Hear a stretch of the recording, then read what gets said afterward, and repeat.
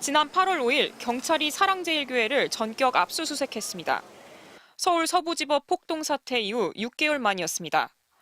경찰은 폭동 배후를 규명하기 위해 교회 PC와 정광훈 목사 휴대폰을 확보했습니다. 그럼 난 핸드폰 못 쓰니까 이걸 차라리 포렌식을 해가지고 가라 그래서 USB 넣어가지고. 그런데 경찰 압수수색 2, 3주 전인 지난 7월 중순 사랑제일교회 사무실에 있던 PC가 대거 교체된 걸로 확인됐습니다.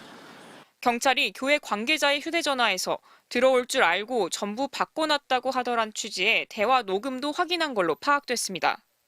지난 7월은 3대 특검이 잇따라 출범하면서 윤석열 정부를 둘러싼 각종 의혹과 내란 관련 수사가 본격화되던 시점이었습니다.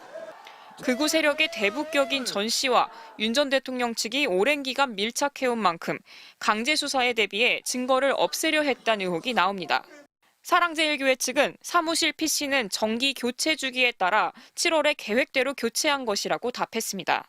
또 서부지법 사건은 1월에 발생했는데 수사 대비 목적이었다면 6개월 뒤인 7월까지 교체를 미룰 이유가 있겠느냐고 했습니다. 경찰은 전 씨를 내일 다시 불러 조사를 이어갑니다.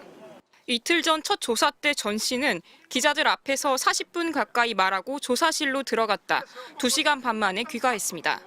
5년 전 선거법 위반 혐의로 구속됐다 보석으로 풀려났을 때 들고 나왔던 엑스레이 사진을 이번에도 취재진 앞에서 흔들어 보였습니다. 언제 하셨어요, 수술을? 이게 그러니까는 벌써 오래됐지 벌써. 10년 넘었어 10년. 전 씨는 폭동 교사 혐의를 모두 부인하고 있습니다. 전 씨가 건강이 나쁘다는 이유를 대며 조사 시간은 자기 마음대로 정할 수 있다는 식이어서 경찰 조사가 장기전으로 이어질 가능성이 높아 보입니다. MBC 뉴스 강림입니다. 광화문 거리 집회를 이끌어온 전광훈 목사. 사실상 극우 세력의 대북격인 인물입니다. 비상계엄 사태 후 윤석열 전 대통령에 대한 정당한 법 집행을 전면 부정하며 지지층의 결집을 강조해왔습니다. 어디라고 체포영장을 때리고 난리야. 헌법 위의 권위는 국민 저항권이란 말이야. 윤 전 대통령의 구속심사를 앞둔 지난 1월 18일 발언 수위는 더 높아졌습니다. 국민 저항권이 완성되었으므로 이 국민저항위원회를 통하여 대한민국을 통치해 나갈 테니까 서부지법으로 집결도 주문했습니다. 서부지방법원 주소를 한번 띄워주세요. 우리는 빨리 그쪽으로 이동을 해야 됩니다. 그리고 그날 밤 법원은 폭도들의 난입으로 아수라장이 됐습니다. 전 목사의 주장을 주문처럼 되뇌이며 달려든 지지자들. 야, 국민저항권이야. 밀어. 야, 판사 나와. 부셔. 국민저항권이다.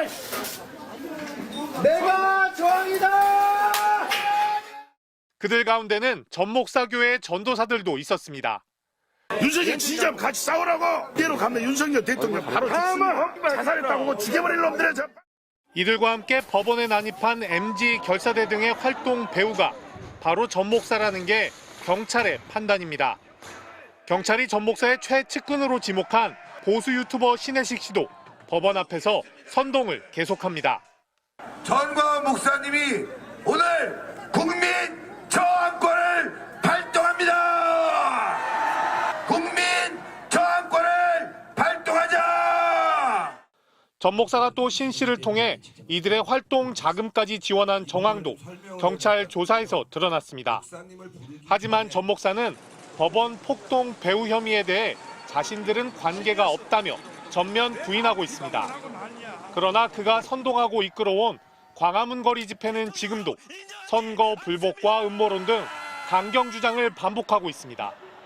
MBC 뉴스 박진준입니다. 서울 서부지법 폭동 배후로 지목된 정광훈 사랑제일교회 목사가 경찰에 출석했습니다. 폭동 발생 10개월 만입니다. 전 씨가 폭동 교사 혐의 피의자로 경찰에 나온 건 이번이 처음입니다. 취재진 앞에 선 전 목사는 한 유튜버의 조롱에 욕설로 대응했습니다. 조용해 이 개. 떠들고 난리야. 쫓아내죠. 법원 폭동과 자신은 무관하다면서 지금까지 광화문에서도 사건 사고가 하나도 없었다고 주장했습니다.